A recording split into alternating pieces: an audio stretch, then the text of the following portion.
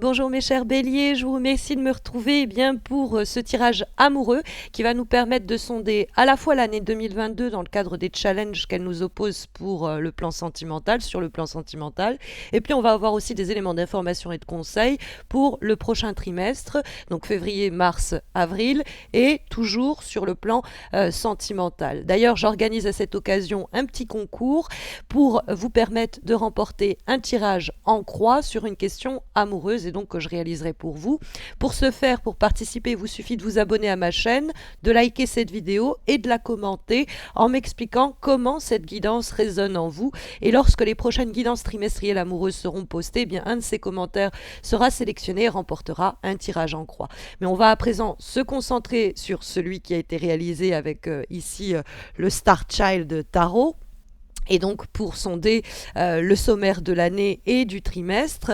Et la première carte que nous avons, elle va permettre de relater les énergies, les situations, les personnes que vous laissez, ou en tout cas que vous devez laisser derrière vous en ce début d'année. Et donc nous avons trouvé ici le roi de coupe qui est renversé.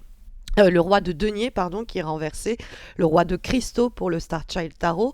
On l'a eu à l'envers, alors que je ne travaille pas avec les cartes renversées dans le cadre de ces guidances. Elle est quand même sortie à l'envers, donc j'ai trouvé ça assez intéressant pour la garder tout de même renversée. Mais comme c'est ce qu'il faut de toute façon laisser derrière soi, elle aurait été un peu pensée comme étant renversée, mais c'est d'autant plus exacerbé. Or, le roi de denier, qu'est-ce que c'est? C'est un compagne ou une compagne, un compagnon, ou en tout cas une personne avec qui, sur le plan sentimental, on va être en capacité de construire quelque chose. C'est une énergie qui nous parle donc de laisser derrière vous toutes les personnes qui, sur un plan très concret, très pragmatique et peut-être même matériel, ne sont pas en mesure de vous offrir le support que vous espérez dans le cadre d'un couple. À savoir que si la personne, c'est triste à dire, économiquement, professionnellement, elle ne s'est pas encore trouvée alors que vous êtes vous-même au pic de votre carrière, il va avoir un décalage. Là où vous allez avoir envie d'acheter une maison ou un appartement et de vous installer, l'autre est peut-être justement en train de voyager à droite à gauche et ne cherche pas du tout à se sédentariser.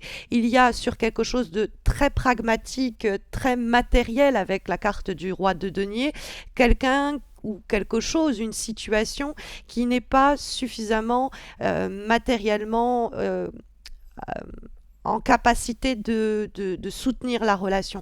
Donc on va fuir toutes les personnes qui ne sont pas en capacité de nous offrir ce que l'on cherche à ce niveau-là.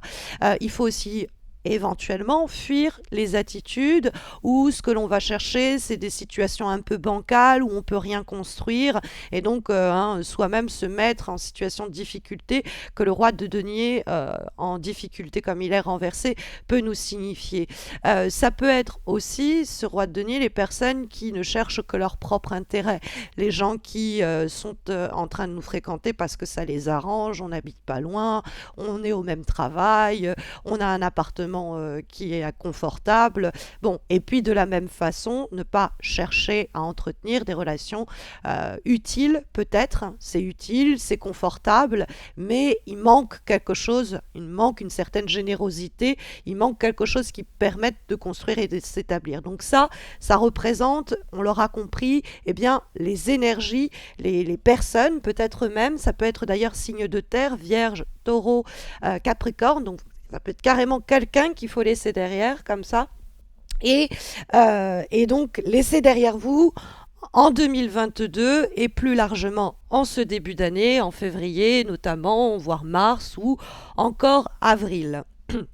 On va ensuite avoir ici, avec la carte du pape, votre mantra, votre devise pour l'année sur le plan sentimental. Or, la carte du pape, c'est l'idée de chercher justement, quand on voit ce que vous devez laisser et ce que vous devez trouver, c'est l'idée que peut-être que vous avez entretenu des relations où il y avait quelque chose au niveau du corps, il y avait quelque chose au niveau de l'attirance, on était sur quelque chose d'un peu physique et superficielle, quand votre mantra et votre devise pour l'année, c'est de trouver quelque chose d'un peu plus spirituel, peut-être d'un peu plus intellectuel, ou de connecter de façon un peu plus profonde et moins en superficie. On a des intérêts en commun, on a des valeurs en commun, etc. Avoir quelqu'un peut-être aussi de notre niveau intellectuel, c'est également éventuellement lisible dans le dialogue qui s'opère ici. Mais le pape, c'est aussi, il faut savoir, une carte qui nous parle d'engagement et de relations simples avec des sentiments exprimés, et on va baser l'intimité, l'énergie de la relation plutôt sur la qualité des échanges que la passion au lit, par exemple, hein, ça pourrait être une lecture possible. Mais en tout cas, le pape, en termes de devise, ça va être vraiment l'idée de bien se connaître soi-même, ça on va le voir juste après, pour bien savoir ce que l'on veut, ce que l'on vaut, et ne pas se brider ou ne pas se brader avec cette carte ici renseignée. Et je vous dis que bon, il y a quelque chose qui peut se jouer sur le plan intellectuel où il faut avoir pleinement conscience de ce qu'on veut, de ce qu'on cherche pour trouver des relations qui sont tout autant et tout aussi apaisées. Mais il faut savoir que c'est une protection, hein, comme si votre année était quand même protégée. C'est une lame majeure, donc ça peut indiquer qu'il y a quelque chose ou quelqu'un qui va se présenter aussi, qu'il faut savoir être disposé et disponible à le discerner, parce que ça pourrait ne pas être tout de suite tout feu tout flamme comme on avait l'habitude jusqu'à présent en tant que bélier, ça devrait vous parler.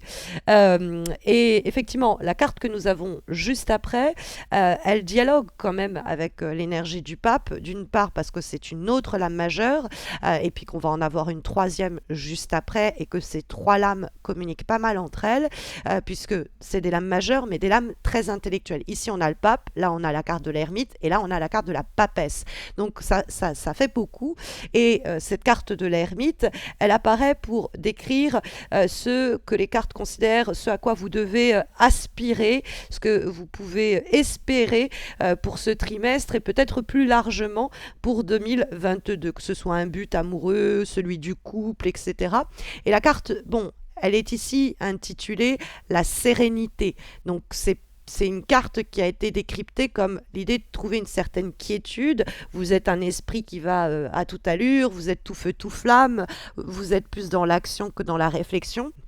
Et peut-être qu'il y a une qualité intellectuelle qu'il faut trouver dans cette relation qui est en place, l'approfondir, mieux se connaître soi et puis mieux connaître l'autre, hein, se livrer à un temps, on le verra avec la papesse, de confession, d'intimité. Il y a quelque chose qu'il faut aller de ce côté-là, où il faut chercher des relations de ce type, où il y a aussi un échange sur le plan psychologique et le plan intellectuel, parce que la carte de l'ermite, c'est une carte plutôt de solitude et de célibat.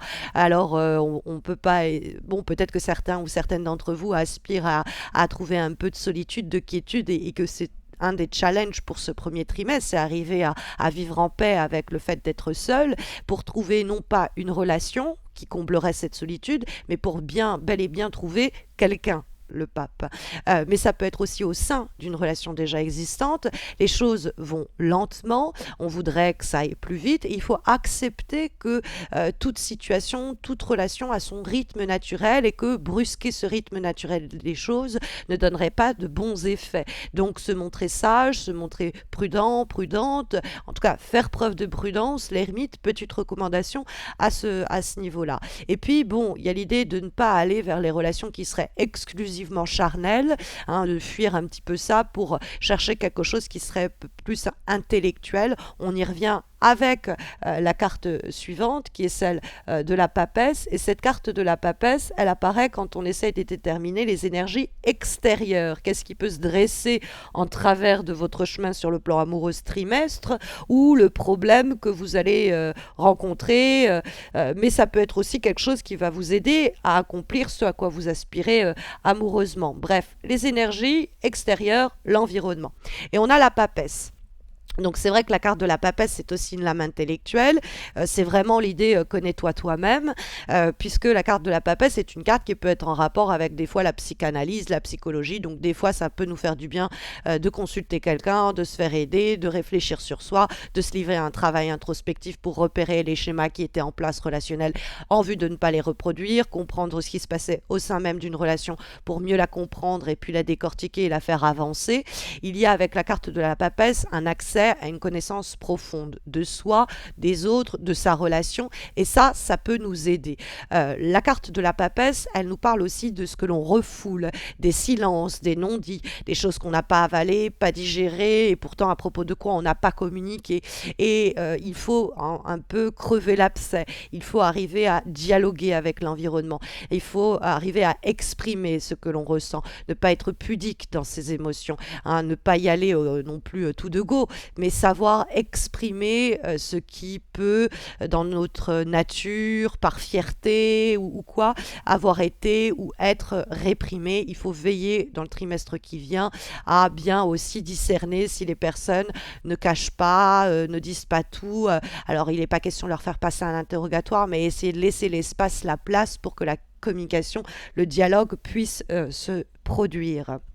Comme avant-dernière énergie, nous avons ici la carte du 2 d'épée qui va permettre de décrire eh bien, le type de relation ou de situation, voire la personne qui va marquer ce trimestre. Et bon, on est plus avec une situation que quelqu'un à proprement parler, puisqu'on a cette carte du 2 d'épée et que le 2 d'épée nous parle d'une dualité. Alors, ça va avoir en commun avec la papesse qu'on vient d'observer, l'idée que tout n'est pas dit, que certaines choses sont pas assumées, que vous le refouliez, que vous le cachiez à vous-même et que ça génère ensuite des sortes de dialogues intérieurs un peu stériles et pas féconds justement, ou que ce soit dans la difficulté à dialoguer avec l'autre, à exprimer à l'autre ce que l'on veut, ce que l'on ressent, à arriver à sortir de ces dialogues intérieurs.